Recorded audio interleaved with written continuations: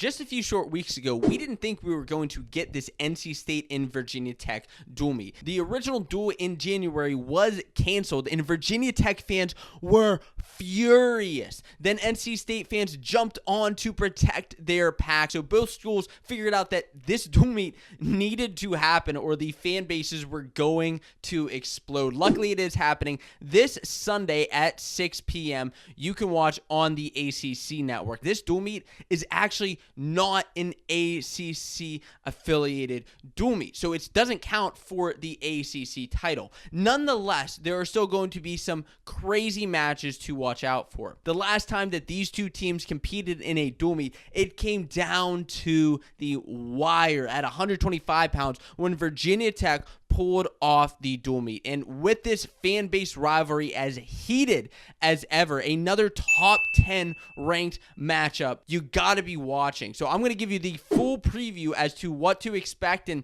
who will come out on top. Let's stop stalling and start talking wrestling.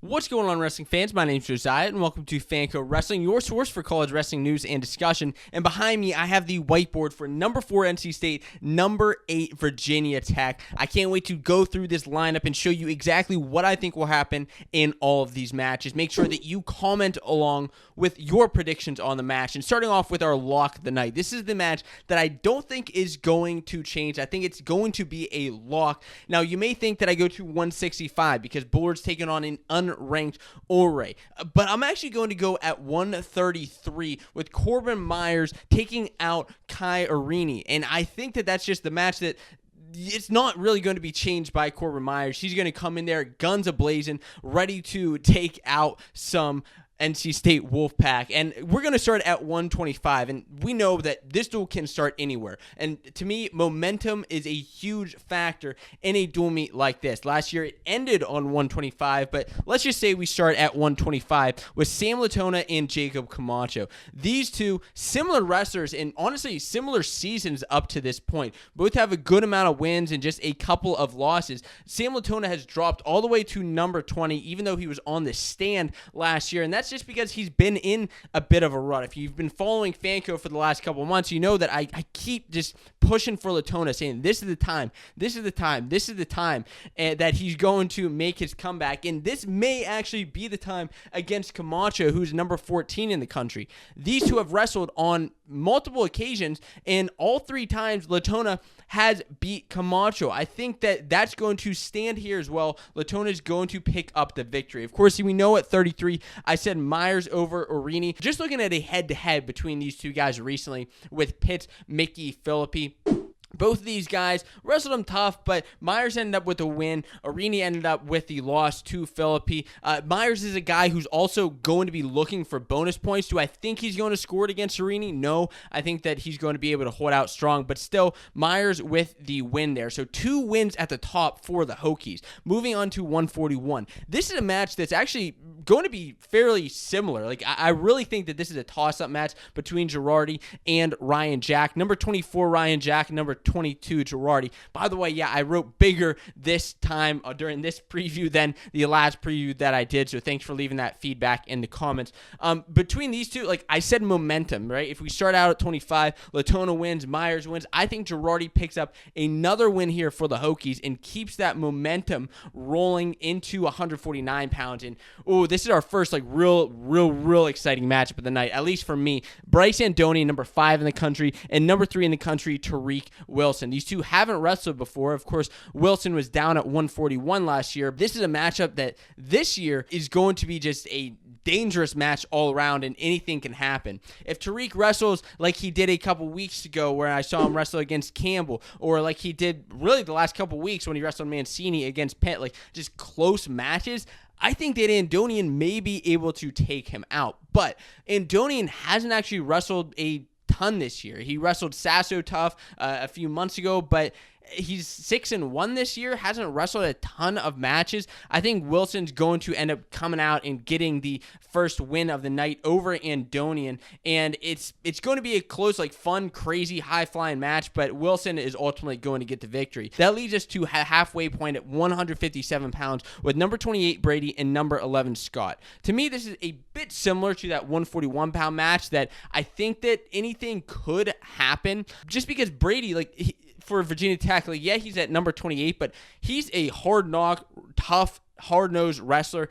Wrestled Ja'Cory Teamer a couple months ago to a tough match, but then again, I think it was last week or 2 weeks ago, he lost to Austin O'Connor by tech fall. Whereas Ed Scott's out here, he may lose a couple of close ones, matches that maybe he shouldn't lose, but then he's going to come out and pin a Caleb Young, which is crazy match that can happen, and you got to watch out for that Ed Scott headlock. I don't think he's going to hit it in this match, but I still think it's going to be a close decision here, and Scott's going to end up pulling out the victory. Maybe this is the matchup where something crazy does happen and he does pull the headlock, but I don't think it's going to happen. At 65, Ulrey and Bullard. Like I said earlier, Ulrey's the only unranked wrestler in this dual meet. Does that mean much? No, not really, because Bullard's number 21 right now, and to be honest with you, this is the time that Bullard's going to have to really start peaking if he wants to get on to the stand for the first time in his career. This is a match to pull out something exciting for his team, just to pull out a good win here, and I think he ends up getting the decision over Ulrey. 74, marquee matchup. This is the match of the night. Mekhi Lewis and Hayden Hyde. Are you excited for it? Because I'm ecstatic to watch this, and I'll actually be there. These two haven't wrestled in college. They're both bumping up from previous seasons. Hidley bumping up from 57 last year, and Mekhi was at 165. And this will be their toughest matchup of the entire year up to this point. They've wrestled some tough competition, but these two head-to-head, number 3 Lewis and number 4 Hidley, it's going to be crazy. Now, they've had some close, similar common opponents. They both wrestled Peyton Mako and Fine Silver, and they both beat them by similar scores. They're just that close, and this is, I think, is another it's a toss-up in a different way that still anything can happen. I'm leaning slightly towards Mekhi Lewis. I think he's going to come out and maybe do a little bit more than Hidley, but ultimately, I think that Hidley's going to have the answer for Mekhi, and he's going to flip-flop him and end up taking that number 3 spot in next week's rankings. At 184 pounds, I think that it's maybe forgotten that Hunter Bolin has beat Trent Hidley in the past on multiple occasions. He's actually 3-1 in the series. While Bolin fell to number 14 in the country and Hidley made the national finals last year at 184 pounds, you still got to remember that Bolin has been Hidley's heel for the last couple of seasons. Now, all those matches have been close, and Trent does have that last win at the ACC championships last year. I think that Trent, comparing the 2 seasons this year, Bolin has a couple losses. Trent is just continuing to roll and just really jump levels from even where he was last year. I don't think I think that Trent's going to score a bit more than he did on Bolin in the past, and that's why I think Hidley's going to get that win again at 184. And all of these matchups, there's a good chance they're going to happen again in a couple weeks at the ACC championships. And that leads us to 197 and 285. It's really coming down to the wire here. Trumbull and Dakota Howard. Howard is number 30 in the country. The junkyard dog, they call him. And boy, is he just a thrill to watch with the stuff that he pulls out on the mat. But between Trumbull, who's just really riding a high right now. He just beat J.I.L.O., top wrestler out of Virginia. And then last week just beat Pitt's Nino Bonacorsi. It's a win that he had in the past. He proved that it wasn't a fluke. And I think that he's going to continue to roll. Getting another one here at 197 is Trumbull, leading us down to heavyweight. Traxler and Houghton. Houghton, he's a faster moving heavyweight, whereas Traxler, he can be as well, but Traxler is the more experienced wrestler right now, has wrestled on the national stage compared to Houghton. I don't see him losing to Houghton, even with NC State rolling with this momentum from 49 through 97. I think the Traxler's still going to